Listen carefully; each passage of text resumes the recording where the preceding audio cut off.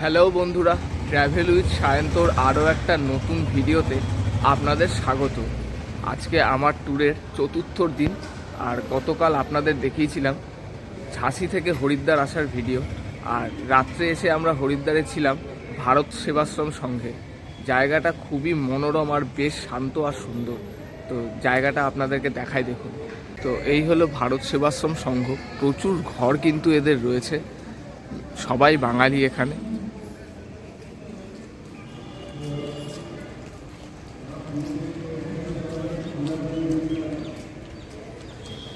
বিশাল বড় এরিয়া নিয়ে কিন্তু এই ভারত সেবাশ্রম সংঘ। খুব সস্তায় কিন্তু এখানে থাকা খাওয়া সব কিছুর ব্যবস্থা আছে। আমরা সকালের ব্রেকফাস্ট করলাম, এখন পুরি সবজি মাত্র 25 টাকায়। 4 পিস পুরি দেয় আর সবজি দেয়। আর এখানে কিন্তু এসি নন এসি দুরকমই থাকার ঘর আছে। তো বন্ধুরা, ভারত সেবাশ্রম সংঘ থেকে আমরা আবার এখন চলে এসেছি স্টেশনের সামনে। আর যেহেতু আমরা চারধাম ট্যুর করব, আর আজকে আমরা যমুনেত্রীর উদ্দেশ্যে যাত্রা শুরু করব, তো কিসে যাব এটা একটা বড় প্রশ্ন। তো আমি এখন স্টেশনের কাছ থেকে একটা স্কুটি রেন্টাল শপ থেকে স্কুটি নিচ্ছি। জানি না এই ডিসিশানটা কতটা ঠিক, তার কারণ চারধামের মতন এত দুর্গম জার্নি স্কুটিতে কতটা পসিবল হবে, কতজন করে, আমার একটা যথেষ্ট সন্দেহ আছে। তো অনেক মনের মধ্যে নেব কি নেব না এরকম চলতে চলতে ভাবলাম যে নিয়েই নিই। তো এখানে থেকে স্কুটি নিচ্ছি। সমস্ত ডিটেলস আপনাদের স্ক্রিনে আর ডেসক্রিপশনে দেবো কোথা থেকে নিলাম। তো এখন বাজে সকাল 9:30, আর আমরা রওনা দিয়েছি হরিদ্বার থেকে প্রায় আধা ঘন্টা মতন হলো। আর এখন আমরা আছি দেরাদুন হাইওয়ের উপর। এখান থেকে আমরা দেরাদুনের রোড ধরে দেরাদুন ক্রস করে আমরা মুসৌরি হয়ে জানকি চাট্টি মানে যমুনেত্রী যাওয়ার জন্য রাস্তা ধরবো। তো রাস্তা কিন্তু এখনও পর্যন্ত খুব সুন্দর, যদিও বেশিটা আসেনি। তো আজকে আমি যে স্কুটিটা নিয়েছি সেটা হলো সুজুকি বার্গম্যান, যেটার আমার রেন্ট পড়েছে পার ডে 800 টাকা করে। আর 2000 টাকা সিকিউরিটি ডিপোজিট রাখতে হয়েছে। যদিও আমি এখন গাড়িটা 5 দিনের জন্য মাত্র নিয়েছি, কারণ এতটা লং রাস্তা কমফোর্টেবল হবে কি হবে না, চালাতে পারবো কি পারবো না, তাই 5 দিনের জন্য মাত্র নিয়েছি। যদি আমি কমফোর্ট ফিল করি তাহলে আমি আবার এক্সটেন্ড করে নেবো, আর নাহলে 5 দিন পরে এসে আমাকে আবার ফেরত দিয়ে এখান থেকে আবার অন্য ওয়েতে বাকি ধামগুলো যেতে হবে। তো যাই হোক, দেখা যাক কী হয়। গাড়ি এখন আমি মোটামুটি আধা ঘন্টা চালিয়ে যা বুঝলাম, খুব সুন্দর গাড়ি এরা খুব সুন্দর মেনটেন করে, একদম নতুন গাড়ির মতনই আছে। পিক আপ সব খুব ভালো। আর আপনারা যদি এরকম স্কুটি নিয়ে আসতে চান, চারধামের মতন এরকম বড় যাত্রা যদি স্কুটি নিয়ে করতে চান, তাহলে সবসময় ভালো গাড়ি, ওয়েল মেনটেন গাড়ি দেখে নেওয়ার চেষ্টা করবেন। বিশেষ করে পাহাড়ের রাস্তা যেহেতু, 125 সিসির কম গাড়ি একদমই নেবেন না নিলে। আর ব্রেক আর আদার্স জিনিসপত্র একটু দেখে নেবেন যাতে সব ঠিকঠাক থাকে, কারণ ওপরের দিকে এগুলো ঠিক করার দোকান পাওয়া গেলেও সবসময় কিন্তু পাওয়া যাবে না। তো আপনাদের গাড়িটা দেখায়, গাড়িটা কেমন। এই হলো আমার আজকের সাথী, মানে আগামী বেশ কিছুদিনের সাথী। আমার এই বড় ব্যাগটা সামনে এরকমভাবে নিয়ে নিয়েছি। আর এই হলো আমাদের গাড়ি। ইয়েলো নাম্বার প্লেট দেখেই কিন্তু নেবেন, কারণ নাহলে কিন্তু ফাইন হতে পারে, যেহেতু আমরা ট্যুরিস্ট সেই হিসাবে। হোয়াইট নাম্বার প্লেটের গাড়ি নেবেন না। হরিদ্বার থেকে যমুনেত্রী ধাম যাওয়ার মানে জানকি চাট্টি পর্যন্ত আসার কোনো ডাইরেক্ট বাস বা শেয়ার গাড়ি পাওয়া যায় না। হরিদ্বার থেকে বারকোট পর্যন্ত আসার একটি মাত্র গাড়ি আছে, যেটি প্রত্যেক দিন সকালবেলা 6:30টায় হরিদ্বার বাস স্ট্যান্ড থেকে ছাড়ে। যেই গাড়িটি বারকোট হয়ে উত্তরকাশী যায়। যমুনেত্রী ধাম আসতে হলে হরিদ্বার থেকে এই বারকোট অবধি এই গাড়িতে আপনারা আসতে পারবেন, যেটা জানকি চাট্টি থেকে 45 কিলোমিটার দূরে। এই বারকোট থেকে আবার শেয়ার গাড়ি ধরে জানকি চাট্টি অবধি পৌঁছানো সম্ভব। তবে ঋষিকেশ থেকে জানকি চাট্টি যাওয়ার ডাইরেক্ট বাস পাওয়া যায়। বন্ধুরা, এখন বাজে দুপুর ঠিক 12টা, আর আমরা কিন্তু হরিদ্বার থেকে জার্নি স্টার্ট করেছি প্রায় 3 ঘন্টা হয়ে গেল। হরিদ্বার থেকে আমরা দেরাদুন হয়ে এখন চলে এসেছি মুসৌরিতে। মুসৌরি ঠিক পার করে আমরা কেম্পটি ফলসের কাছাকাছিতে চলে এসেছি। হরিদ্বার থেকে 470 টাকা তেল ভরিয়েছিলাম। এখানে পেট্রোলের দাম 93 টাকা লিটার, কলকাতার থেকে প্রায় 12 টাকা কিন্তু কম। তো যাই হোক, দেরাদুনে একটা ঠান্ডার কথা চিন্তা করে একটা গ্লাভস কিনে নিয়েছি, যেটা স্কুটি বা বাইক চালানোর গ্লাভস। কারণ সন্ধে হয়ে গেলে এখন ঠান্ডা না লাগলেও সন্ধ্যের সময় কিন্তু বেশ ঠান্ডা লাগবে, তখন গাড়ি চালাতে খুব অসুবিধা হবে। তো গ্লাভসটা ওই জন্য কিনে নিলাম। আর আজকের পর্বে আপনাদেরকে প্রাকৃতিক সৌন্দর্য ছাড়া কিন্তু আর সেরকম কিছু দেখানো নেই, শুধু প্রাকৃতিক সৌন্দর্য এই দেখাতে দেখাতে আমরা পৌঁছাবো জানকীচাট্টি পর্যন্ত। আজকে যাওয়ার টার্গেট আছে আমার, দেখি কতদূর পৌঁছাতে পারি। এখন আমরা পৌঁছে গেছি কেম্পটি ফলসের সামনে, মানে দূর থেকে দেখছি, রাস্তার এই পাশে আছি, সামনে এখনও যাইনি। জাস্ট অসাধারণ লাগছে দেখুন।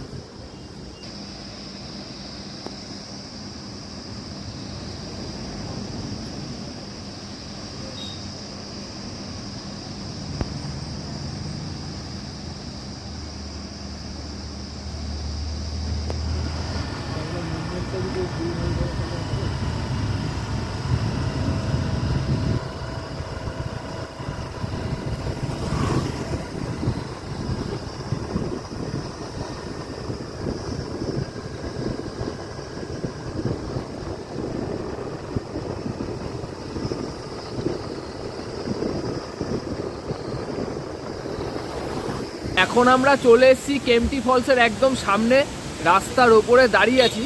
আর এখানে কিন্তু অনেকগুলো রেস্টুরেন্ট আছে, সবই ভেজ। তো এখান থেকে আমরা দুপুরে লাঞ্চটাও সেরে নিলাম। কিন্তু কেম্পটি ফলস আর আলাদা করে নিচে নামছি না, কারণ নিচে নেমে দেখে আবার ওপরে আসতে প্রায় 1 ঘন্টা মতন সময় লাগবে। তো যাই হোক, সময় অত নেই, আমাদের আবার এগিয়ে যেতে হবে। তো আপনারা চাইলে এখানে আসলে এটা দেখতে পারেন। আর নিচে যদি যেতেই চান তাহলে রোপওয়ে আছে, সেটাতে আপনাদের সময় বাঁচবে, কিন্তু রোপওয়েতে প্রায় 250 টাকার মতন পার হেড বোধহয় খরচা আছে। রোপওয়েতেও আপনারা গিয়ে ঘুরে আসতে পারেন। তো চলুন আবার এগিয়ে যাব সামনের দিকে, আমাদের যাত্রা অনেক দূর এখনো।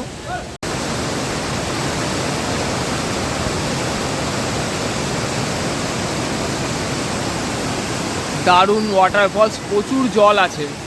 আর এই হলো নিচে একদম যেতে হবে নিচ থেকে দেখার জন্য। আর এই হলো সামনে রোপওয়ের টিকিট কাউন্টার, ওইখান থেকে রোপওয়ে আছে, একদম নিচে নিয়ে যায়। আর এই হলো আমরা এখন রাস্তার ওপর থেকে দেখছি কেম্পটি ফলস থেকে। এখন প্রায় আধা ঘন্টা আমরা চলে এসেছি।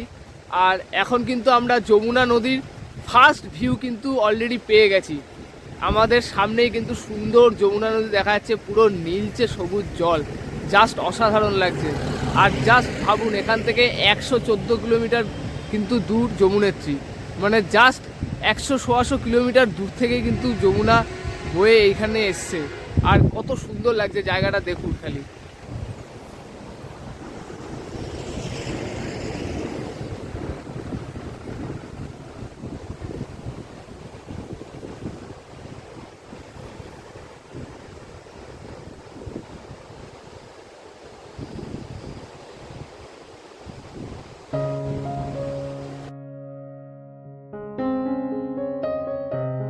আজ আমাদের গন্তব্য জানকীচাট্টি। আর এই জানকীচাট্টি যাওয়ার পথে আমরা দেখে নেব লাখামণ্ডল গ্রাম, যে গ্রামকে ঘিরে অনেক কাহিনী প্রচলিত আছে।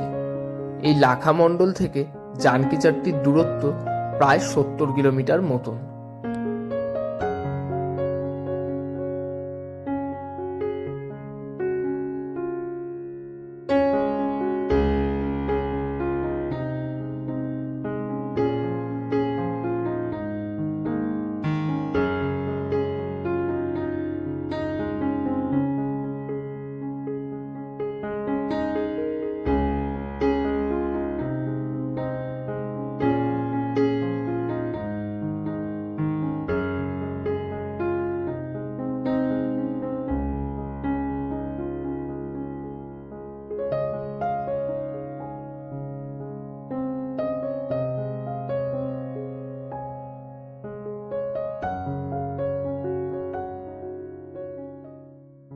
এখন বাজে প্রায় বিকেল 4টে।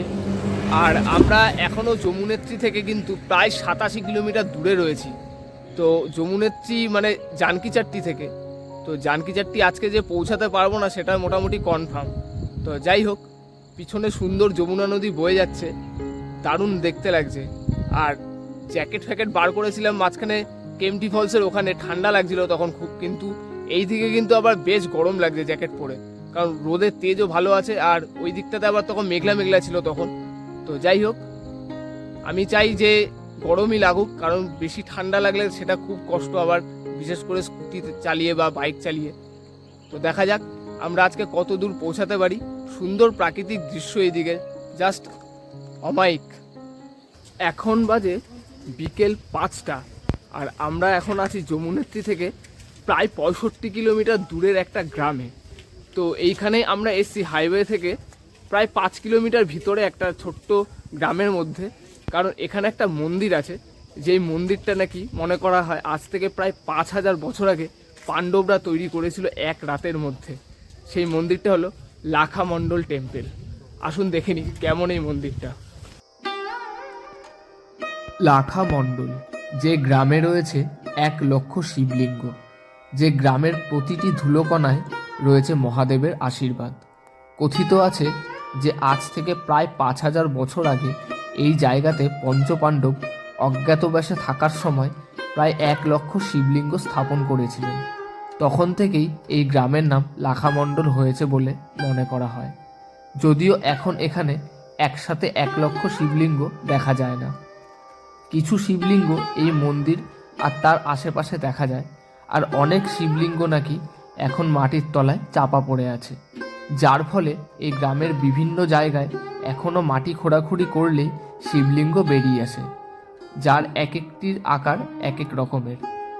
এই অঞ্চলটার পুরোটাই আর্কিওলজিক্যাল সার্ভে অফ ইন্ডিয়ার অধীনে, এবং এই অঞ্চলে বিনা অনুমতিতে মাটি খোঁড়াখুড়ি সম্পূর্ণ নিষিদ্ধ। এই মন্দিরটি দেখলেই বোঝা যায় বহু বছর পুরনো প্রাচীন একটি মন্দির, যা পাথরের উপর পাথর সাজিয়ে তৈরি করা হয়েছে। এই মন্দিরের গর্ভগৃহে বিশাল এক শিবলিঙ্গ পূজিত হয়। গর্ভগৃহের ভিতরে ছবি তোলা বা ভিডিও করার কোনো অনুমতি নেই।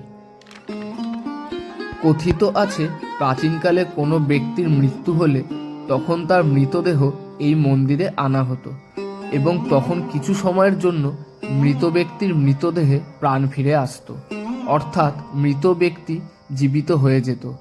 তাই এখানকার মহাদেবকে মরলেশ্বর মহাদেব নামেও ডাকা হয়। তো লাখামণ্ডল ঘুরে এখন আমরা আবার পার্কিংয়ের সামনে যাচ্ছি। পার্কিং বলতে সেরকম কিছুই না, খালি কয়েকটা গাড়ি রাখা আছে, তো ওখানেই আমরা আমাদের স্কুটিটা পার্ক করে এসেছি, আর আমাদের বড় ব্যাগটা পার্কিংয়ের সামনেই একটা দোকানে বলাতে সেখানে রেখেছে। ওখান থেকে আবার নিয়ে আমরা আবার যমুনেত্রীর উদ্দেশ্যে যাত্রা শুরু করব। দেখি কত দূর পৌঁছাতে পারি আজকে। তো এই মন্দিরটা আপনাদের কেমন লাগলো, এই মন্দিরের ইতিহাস কেমন লাগলো, সেটা অবশ্যই কমেন্ট করে জানাবেন। আর এই লাখামণ্ডলে কিন্তু এই গ্রামেও চাইলে আপনারা থাকতে পারেন, বেশ কিছু হোমস্টে কিন্তু এখানেও রয়েছে একদম মন্দিরের পাশে।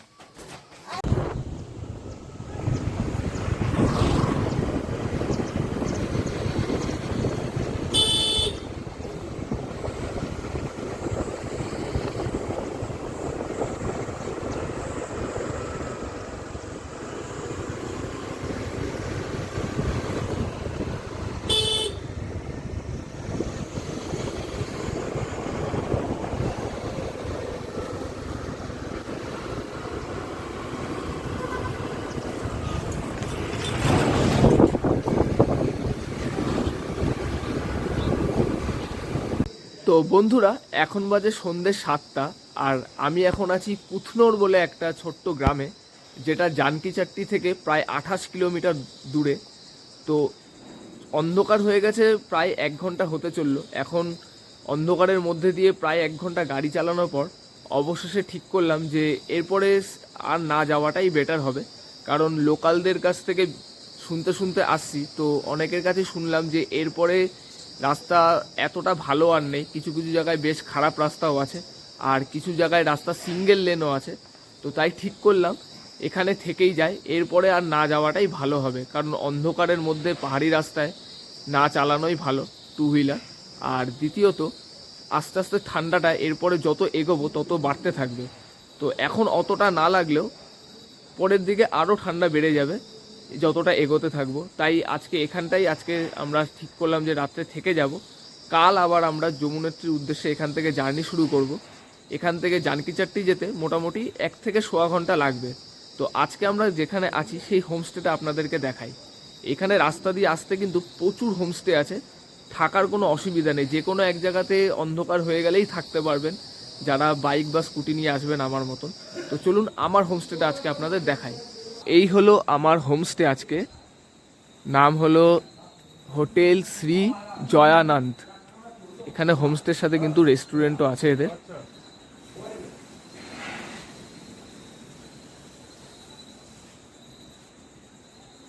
একদম রাস্তার সাথেই কিন্তু ঘর।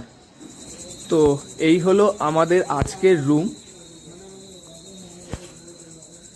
Double bedded room. রুমে তেমন কিছু নেই, কিন্তু বেশ পরিষ্কার পরিচ্ছন্ন, ঠিকঠাক একদম।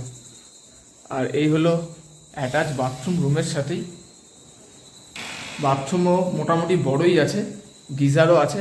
আর এখানে যেহেতু বেশ ভালো রকম ঠান্ডাও আছে মোটামুটি, তো গিজার দরকারও পড়বে।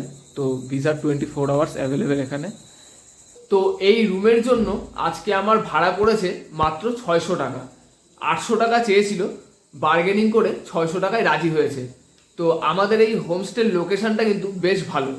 হোমস্টের ঠিক পিছন দিয়ে কিন্তু বয়ে চলেছে যমুনা নদী। এখন অন্ধকার হয়ে গেছে, রাত্রিবেলা বলে দেখাতে পারছি না, কিন্তু কাল সকালে পরবর্তী ভিডিওতে আপনাদেরকে অবশ্যই সেই জায়গাটা দেখাবো। তো যাই হোক, এখানে হোমস্টেতে কিন্তু এদের রেস্টুরেন্টও আছে। তো রাতের ডিনারও আমরা সেখানেই সেরে নেবো আজকে। তো রাতের ডিনার কিন্তু একটু কস্টলি এখানে, কারণ শুধু এখানে বলে না, মানে এখানে উত্তরাখণ্ডে যত জায়গায় দেখছি, হরিদ্বার পার করে এইদিকে আসছি, যত যেখানেই খাচ্ছি, সব জায়গাতে কিন্তু খাওয়া দাওয়ারের খরচটা কিন্তু একটু বেশি। তো যাই হোক, ভিডিওটা আর বেশি বড় করব না। আজকের ভিডিওটা কেমন লাগলো সেটা কমেন্ট করে অবশ্যই জানাবেন। আর পরবর্তী ভিডিওতে আপনাদেরকে কিন্তু দেখাবো 4 ধামের মধ্যে প্রথম ধাম আমার, সেটা হলো যমুনেত্রী ধাম। তো এই ভিডিওটা কেমন লাগলো সেটা কমেন্ট করে অবশ্যই জানাবেন। ভিডিওটি ভালো লাগলে লাইক ও শেয়ার করে সকলকে দেখার সুযোগ করে দেবেন। ধন্যবাদ।